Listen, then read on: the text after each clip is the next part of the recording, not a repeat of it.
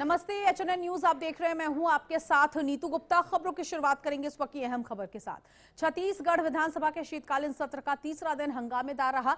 ऐसे में सदन में हसदेव अरण्य में हो रही पेड़ों की कटाई का मामला जोर शोर से उठा। विपक्ष ने इस मुद्दे पर तत्काल चर्चा की मांग की और स्थगन प्रस्ताव पेश किया, जिसे सत्ता पक्ष ने ठुकरा दिया। इस फैसले के बाद सदन का माहौल तनावपूर्ण हो गया। कांग्रेस के 32 विधायक नारेबाजी करते हुए सदन के गर्भगृह में पहुंच गए, जिसके चलते विधानसभा ने सभी 32 विधायकों को नियमों के तहत निलंबित कर दिया।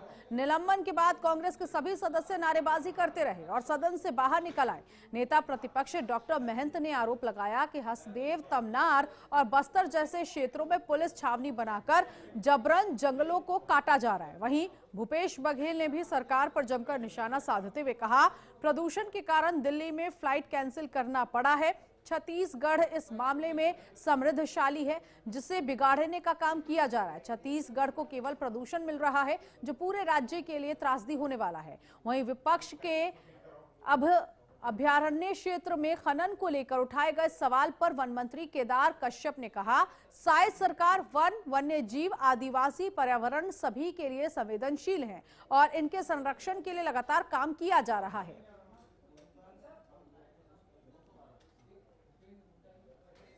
सदन में क्षमा चाहूंगा। कांग्रेस विधायक दल के द्वारा आज विधानसभा में स्थगन प्रस्ताव लाया गया और जिसमें पूरे प्रदेश में विभिन्न अंचलों में जंगलों के बेतहाशा कटाई, फर्जी जनसुनवाई और इसको लेकर स्थगन लाया गया। चाहे रायगढ़ के तमनार की बात हो, वहाँ फर्जी जनसुनवाई के खिलाफ में लगातार वहां के लोग धरना प्रदर्शन कर रहे हैं। हसदेव में विधानसभा में अशासकीय संकल्प के द्वारा इसे प्रस्ताव पारित किया गया कि अब यहाँ कोई खदान नहीं खुलेगा। उसके बाद आरी डोंगरी में भी जिस प्रकार से गांव को उजाड़ा जा रहा है, जंगल काटा जा रहा है, बीजापुर में की स्थिति वही है। तो पूरे सरगुजा से लेके बस्तर तक, रायगढ़ और कांकेर सभी जगह जंगल काटे जा रहे हैं और इसके खिलाफ में स्थगन लाया गया और मंत्री जी के द्वारा गलत बयान भी किया गया, गलत जानकारी भी दी गई और इतने हड़बड़ाए हुए थे कि पेड़ की संख्या भी 17.8 पेड़ लगाए गए। ये बात भी विधानसभा में उन्होंने कहा। उधर छत्तीसगढ़ विधानसभा में एपीएल राशन कार्ड को बीपीएल में बदलने का मामला जोर शोर से उठा। बीजेपी विधायक सुशांत शुक्ला ने सवाल उठाते हुए अपनी ही सरकार को कटघरे में खड़ा किया। उन्होंने खाद्य मंत्री दयाल दास बघेल पर सदन में गलत जानकारी देने का आरोप लगाते हुए मामले को गंभीर बताते हुए सत्ता पक्ष के कई विधायकों ने जांच के लिए कमेटी गठित करने की मांग की, जिससे सदन का माहौल तनावपूर्ण हो गया। सुशांत शुक्ला ने मंत्री पर तथ्यों को तोड़ मरोड़ कर पेश करने का आरोप लगाते हुए गलत जानकारी देने की बात कही। इसके अलावा शुक्ला ने कांग्रेस पर भी जमकर निशाना साधा।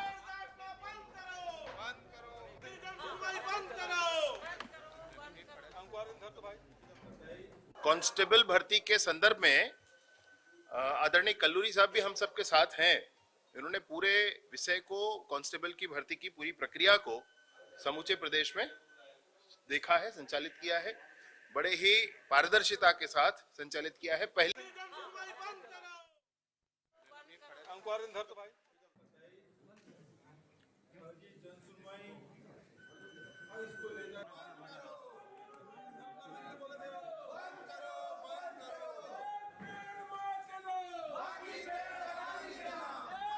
एपीएल बीपीएल राशन कार्ड पर सदन में जोरदार हंगामा हुआ। जांच समिति गठन करने की मांग की गई। बीजेपी विधायकों ने यहां पर देखिए सदन में सरकार को घेरा है। बीजेपी विधायकों ने जांच समिति गठन की मांग की है।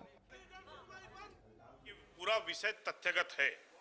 मैंने मार्च की विधानसभा सत्र के दौरान एपीएल राशन कार्ड को डिलीट करके परिवर्तित करते हुए बगैर प्रक्रिया का पालन किए हुए बीपीएल राशन कार्ड बनाकर 2 वर्षों तक उस राशन कार्डों से राशन आहरित करने के विषय पर प्रश्न पूछा था, जिस पर माननीय मंत्री जी ने तथ्यों के आधार पर जांच कराने की बात कही थी। जब 2 महीने बीत गए तो मैंने जुलाई में माननीय मंत्री जी को पत्र लिखा। पत्र के आधार पर राज्य से एक कमेटी गठित हुई और जिस कमेटी ने जांच किया परंतु मेरे से तथ्य लिया ही नहीं। फिर मैंने प्रश्न लगाया कि एपीएल कार्ड बीपीएल कार्ड में कैसे कन्वर्ट हुए और उसके दोषी कौन है। तो आज बहुत नीरा सा जवाब आया कि कुछ नहीं हुए हैं डिलीट। फिर मैंने थाना सिविल लाइन बिलासपुर के जिला खाद्य नियंत्रक द्वारा प्रेषित आवेदन और उस पर हुए एफआईआर का उल्लेख किया तो मंत्री जी का जवाब आया कि फलाना व्यक्ति के ऊपर अपराध दर्ज हुआ है। अगर अपराध दर्ज हुआ है तो एपीएल कार्ड को त्रुटिपूर्ण तरीके से या गलत तरीके से बीपीएल कार्ड में कन्वर्ट किया गया है, इस विषय पर एफआईआर दर्ज हुई है।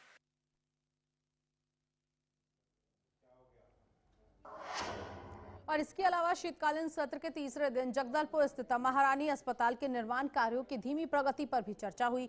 जगदलपुर विधायक किरण सिंह देव ने कहा कि महारानी अस्पताल में कैंसर क्लिनिक निर्माण की स्वीकृति 12 जून 2025 को दी गई, लेकिन 6 महीने बीतने के बाद भी केवल टेंडर प्रक्रिया ही चल रही है। उन्होंने सवाल किया कि आखिर इतने समय में काम जमीन पर क्यों नहीं उतरा। इसके जवाब में स्वास्थ्य मंत्री श्याम बिहारी जायसवाल ने बड़ा आश्वासन देते हुए कहा कि जनवरी महीने में ही निर्माण कार्य शुरू कर दिया जाएगा।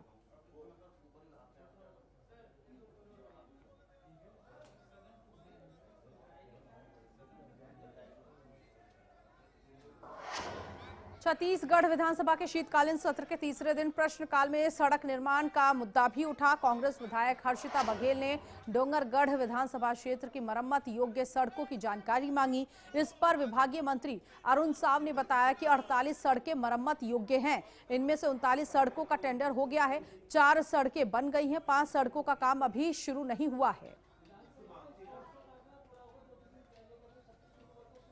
तो सड़कों के निर्माण को लेकर प्रश्नकाल में मुद्दा उठाया गया, जिसको लेकर कांग्रेस विधायक ने सरकार से सवाल पूछे कि अभी तक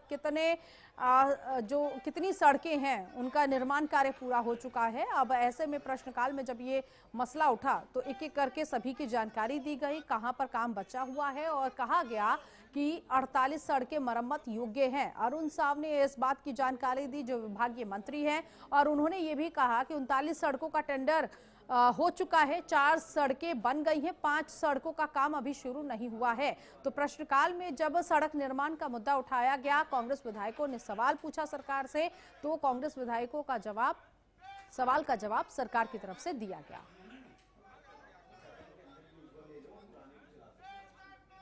तो अलग अलग मुद्दों को लेकर जहां सदन में सवाल जवाब किया गया तो सड़क निर्माण का मसला भी उठा। शिवानी इस वक्त हमारे साथ सहयोगी जुड़ गई हैं इसी खबर पर आगे की जानकारी के लिए। शिवानी, आज शीतकालीन सत्र का तीसरा दिन, कई मामले उठाए गए, कई मुद्दों पर चर्चा हुई और उन्हीं में सड़क निर्माण का मुद्दा भी उठा, जिसका बारीकी से सरकार की तरफ से जवाब दिया गया।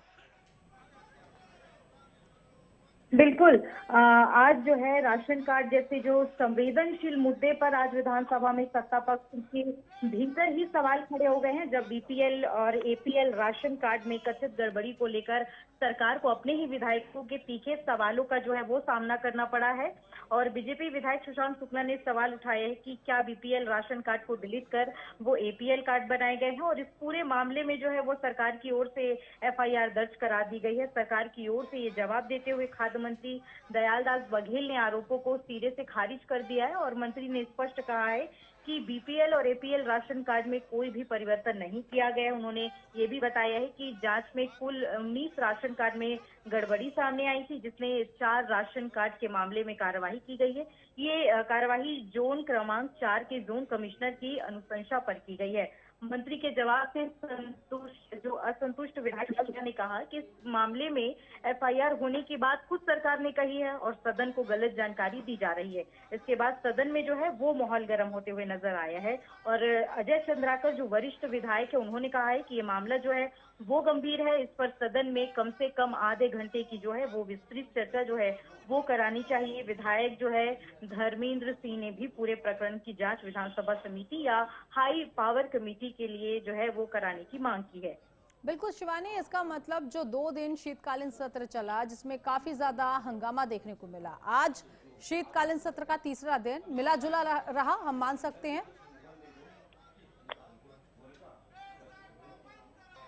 बिल्कुल विधानसभा में जो है वो आज कई मुद्दों पर जो है वो चर्चा देखने को मिली है। अगर हम बात करें कि जो स्वास्थ्य मंत्री ने जो प्रशासनिक स्वीकृति के अनुसार जो एमआरडी भवन निर्माण पर लगभग जो 4 करोड़ 12 लाख रुपए के और हीमोडायलिसिस केयर तथा जो कैंसर क्लिनिक निर्माण पर जो है लगभग 4 करोड़ 36 लाख 82 हजार रुपए जो खर्च किए जाएंगे, उन्हें मंत्री ने बताया कि ये जो निर्माण है वो डीएमएफ योजना के अंतर्गत होगा और इसी निर्माण एजेंसी लोक निर्माण विभाग जिला बस्तर करेगी। यहीं पर जो है श्याम बिहारी जायसवाल जो है स्वास्थ्य मंत्री है, उन्होंने ये कहा है कि बस्तर अब नक्सल मुक्त हो रहा है, लेकिन अब तक घायल जो है वो जवानों को इलाज के लिए एयरलिफ्ट कर रायपुर ले जाना पड़ता था। सुपर स्पेशलिटी जो सुविधा शुरू होने जा रही है, इसके बाद जो है पूरा इलाज जगदलपुर में ही संभव होगा। उन्होंने सदन को दिलाया है कि आगामी जनवरी माह पूजन कर सुपर स्पेशलिटी निर्माण कार्य की जो है। ठीक है शिवानी, बहुत शुक्रिया इस जानकारी के लिए। तो आज शीतकालीन सत्र का तीसरा दिन रहा, जिसमें सरकार ने विपक्ष के हर सवाल का जवाब दिया। यहाँ रुकेंगे एक छोटे से ब्रेक के लिए, फौरन हाजिर होंगे कुछ और खबरों के साथ।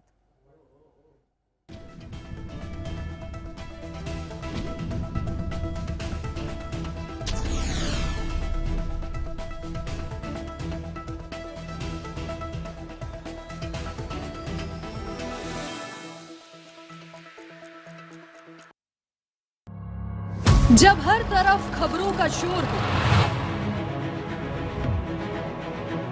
जब सच और अफवाह में फर्क ना हो,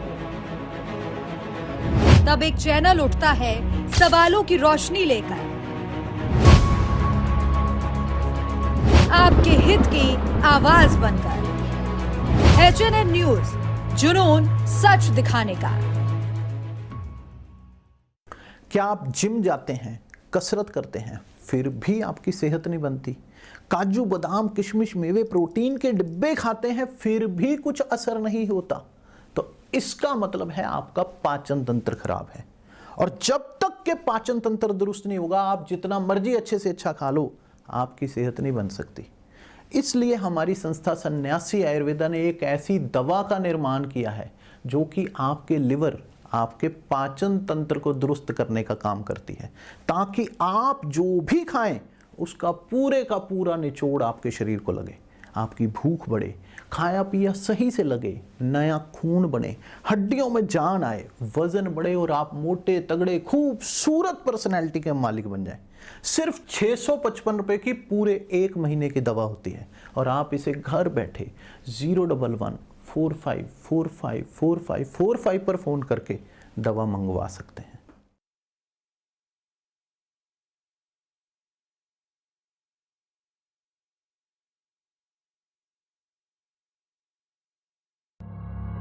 जब हर तरफ खबरों का शोर हो, जब सच और अफवाह में फर्क ना हो, तब एक चैनल उठता है सवालों की रोशनी लेकर,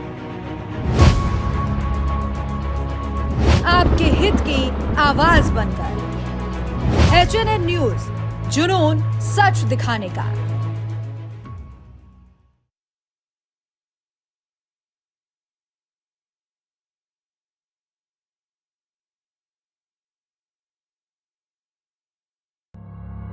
जब हर तरफ खबरों का शोर हो, जब सच और अफवाह में फर्क ना हो, तब एक चैनल उठता है सवालों की रोशनी लेकर, आपके हित की आवाज बनकर। एचएनएन न्यूज, जुनून सच दिखाने का।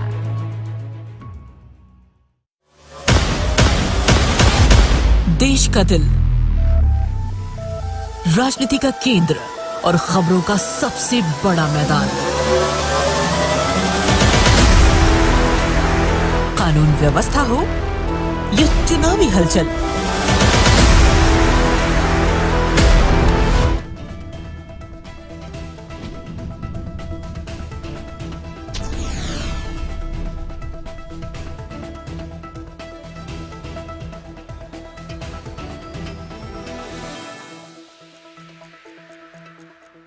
ब्रेक ब्रेक के बाद आगे बढ़ेंगे। छत्तीसगढ़ की राजधानी रायपुर से एक हैरान कर देने वाला मामला सामने आया, जहां टिकरापारा थाना क्षेत्र के धर्मनगर इलाके में जेसीबी मशीन का इस्तेमाल कर गौशाला का शेड ध्वस्त कर दिया गया। इसके साथ ही भगवान हनुमान की प्रतिमा को खंडित कर फेंक दिया गया। इस तोड़फोड़ में शेड गिरने से 2 बछड़ों की दबकर मौत हो गई। सालों से गौशाला का संचालन करने वाले दंपति को जान से मारने की धमकी दी गई। इस घटना के बाद इलाके में तनाव और आक्रोश का माहौल बना हुआ है और घटना की जानकारी मिलते ही बड़ी संख्या में स्थानीय लोग थाने पहुंच गए। दोषियों पर कड़ी कार्रवाई की मांग की गई। टिकरापारा थाना में पुलिस ने इस घटना के संबंध में अज्ञात व्यक्तियों के खिलाफ एफआईआर दर्ज की है। साथ ही मामले की जांच की जा रही है।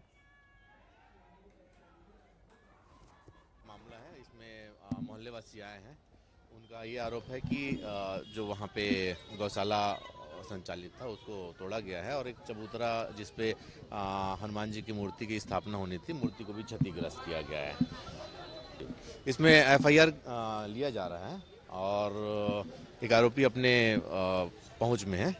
शेष आरोपियों की पतासाजी की जा रही है और जो पुलिस वाला बताया जा रहा है कि ये थाने का है, वो इस थाने का नहीं है, लेकिन वर्दी दिख रही है। अभी उसमें हम कंफर्म हो के नहीं बोल सकते कि वो पुलिस वाला है। जैसे कि मोहल्ले वाले बताए हैं कि वो जमीन उनकी है, लेकिन उसको कोई कब्जा नहीं कर रहा था।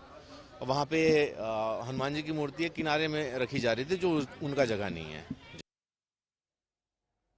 शिवानी अवस्थी इसी खबर पर आगे की जानकारी के लिए हमारे साथ संवाददाता जुड़ गई हैं रायपुर से। शिवानी, पुलिस को हमने सुना, पुलिस कह रही है कि जगह वो नहीं थी, इसीलिए जेसीबी मशीन से उस गौशाला को तोड़ा गया। साथ ही साथ वीडियो में एक शख्स दिख रहा है जो पुलिस की वर्दी में भी नजर आ रहा है। पूरा मामला समझाइएगा ये। जी बिल्कुल, राजधानी रायपुर से एक बेहद गंभीर और संवेदनशील मामला जो है वो सामने आ रहा है। टिकरापारा थाना क्षेत्र के धर्मनगर इलाके में सोमवार देर रात जो है करीब 2 बजे जेसीबी मशीन से गौशाला में तोड़फोड़ कर दी गई, जिसमें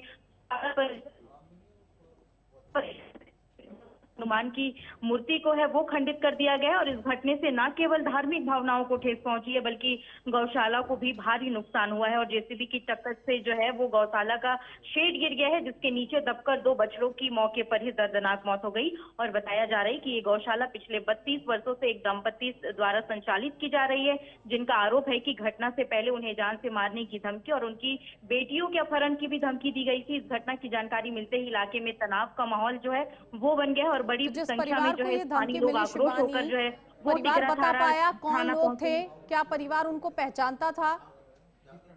नहीं, पुलिस को जो शिकायत जो है वो सौंपी गई थी, उसमें बताया गया है कि पिछले 40 सालों से जो है वो सार्वजनिक स्थान पर जो है पीपल के पेड़ के नीचे जो है वो भगवान की मूर्ति जो है वो स्थापित की गई थी। साथ ही गौशाला का जो वो निर्माण कराया गया था, जहां बीमार और अपाहिज गौ सेवा की जो है वो सेवा की जाती थी। और इस जमीन को जो है वो अरिहंत पारेख अपनी बताते हैं। हालांकि अवैध दस्तावेज और सीमांकन करवाने की मांग पर लोगों की जो है वो ऊंची पहुंच बताकर जो है वो धमकी देता था।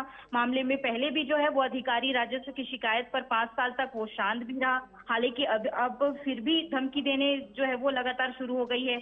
जो बीती रात जो है वो अरिहंत और उनके लड़कों ने मोहल्ले में घुसकर जो है वो गौशाला की जो शेड है वो जो है वो भगवान की मूर्ति को खंडित कर फेंक दिया गया। अब पुलिस भले ही इस पूरे मामले में कार्रवाई करने की बात कह रही है, साथ ही साथ ये भी कह रही है कि जो पुलिस वर्दी में पहना हुआ शख्स नजर आ रहा है उसकी भी जांच की जाएगी। लेकिन जो स्थानीय लोग हैं, अब उनका आक्रोश किस तरह से आगे बढ़ रहा है, क्या मांग कर रहे हैं वो? बिल्कुल, वो जो हैं वो उनकी जो मांग है, उन्होंने ये कहा है कि जहां उन्होंने दोषियों के खिलाफ जो है वो सख्त कार्रवाई की मांग की है। मामले को जो गंभीरता को देखते हुए जो टिकरा थाना मामला है, टिकरा थाना पुलिस ये धर्म का अपमान और धार्मिक स्थानों का जो नुकसान पहुंचाने और जान से मारने की धमकी जैसे धाराओं के तहत जो है वो अज्ञात आरोपी के खिलाफ एफआईआर दर्ज करा ली गई और पुलिस ने जो है वो त्वरित कार्रवाई करते हुए एक जेसीबी चालक को हिरासत में लिया है, जिससे ये पूछताछ की जा रही है। जबकि घटना में जो शामिल अन्य आरोपी है वो फिलहाल जो है फरार बताए जा रहे हैं। पुलिस का कहना यह है कि पूरे मामले की जो जांच है वो हर एंगल से की जा रही है और दोषियों के जो खिलाफ है वो कानून के तहत जो है वो कड़ी कार्रवाई जो है वो की जा रही है। ठीक है, बहुत शुक्रिया शिवानी इस जानकारी के लिए। उधर छत्तीसगढ़ में एक बार फिर से बड़ा प्रशासनिक फेरबदल हुआ है। राज्य सरकार ने एक साथ कई आईएएस अफसरों का तबादला किया है। इनमें कई जिलों के कलेक्टर भी शामिल हैं। इस संबंध में सामान्य प्रशासन विभाग ने आदेश जारी कर दिया है और राज्य सरकार ने विधानसभा सत्र के बीच 11 अधिकारियों के तबादले का आदेश जारी किया है।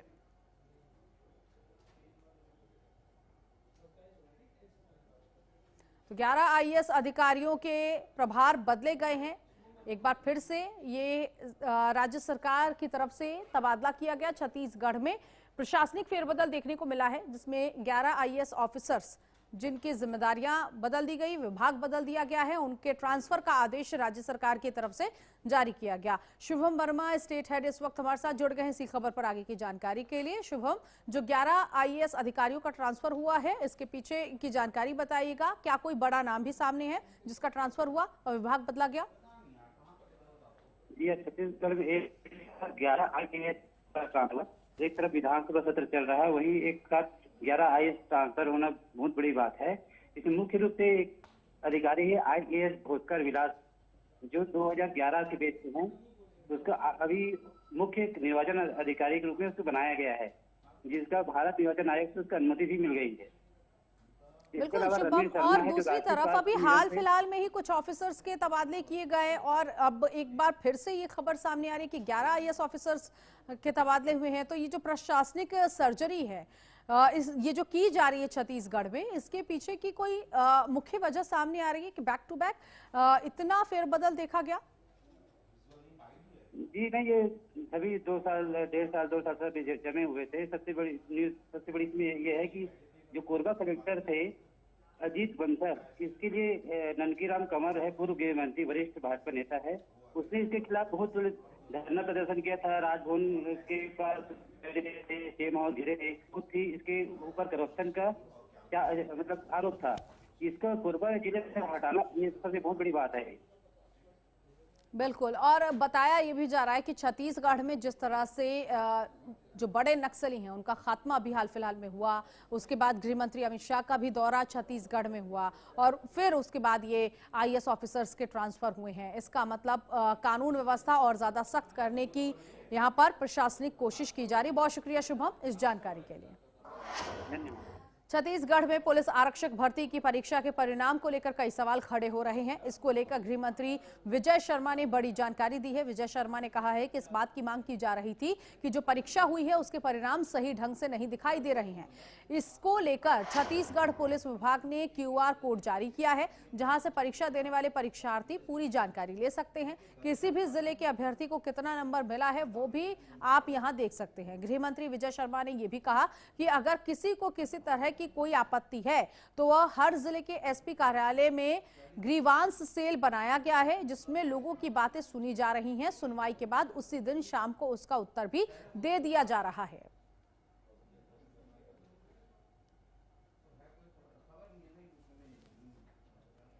सारे कांस्टेबल भर्ती के संदर्भ में आदरणीय कल्लूरी साहब भी हम सबके साथ हैं।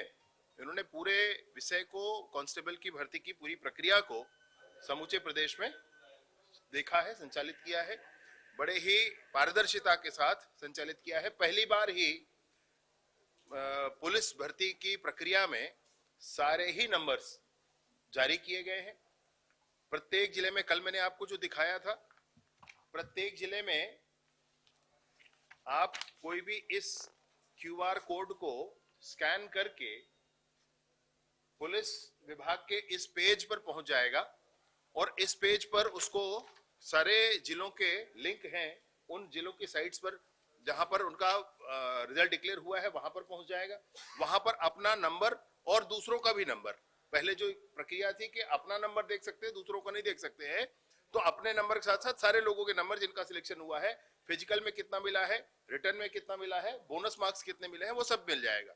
उसके बोनस मार्क्स किस आधार पर है वो सारा चीज उसको मिल जाएगा। मेरिट लिस्ट बनी हुई है, वर्गवार बनी हुई है। एक जिले में ST, SC, OBC और अनारक्षित, अनरिजर्व्ड, ये चारों प्रकार के लिए हैं। उनके वेटिंग लिस्ट भी साथ में है। इस भर्ती का नाम ही TRP है, ट्रांसपेरेंट रिक्रूटमेंट प्रोसेस। इसमें पूरा 100% ट्रांसपेरेंसी बरती गई है और ये 6000 पदों के लिए हमारे पास 7 लाख आवेदन पत्र आए थे। 7 लाख एप्लीकेशंस में 6000 लोग सेलेक्ट हुए, तो ये मान के चले लगभग 99% लोग सेलेक्ट नहीं हुआ, क्योंकि वैकेंसी 6000 थे। तो स्वाभाविक है लोगों के मन में शंकाएं होंगे, कुछ डाउट्स हो सकते हैं। तो पूरी तरीके से हम जिले स्तर पे हेल्प डेस्क के माध्यम से और आपस में हम लोग वीडियो कॉन्फ्रेंसिंग के माध्यम से सबका शंकाएं दूर करने की कोशिश कर रहे हैं। इसी सिलसिले में PHQ नया रायपुर में मेरा ऑफिस है, रूम नंबर 201। उसमें मैं आने वाली फ्राइडे और सैटरडे को 11 बजे से लेके 5 बजे तक उपस्थित रहूंगा, और किसी को शंकाएं हैं आके उसका समाधान किया जा सकता है। राजधानी रायपुर में हास्य योग को लेकर 15 केंद्रों के स्थापना दिवस का वार्षिक कार्यक्रम धूमधाम से मनाया गया। इस कार्यक्रम में आनंद मेला मां बंजारी गुरुकुल के बच्चों ने सांस्कृतिक कार्यक्रम प्रस्तुत किए। इस मौके पर कार्यक्रम में मौजूद अतिथियों को भी सम्मानित किया गया है।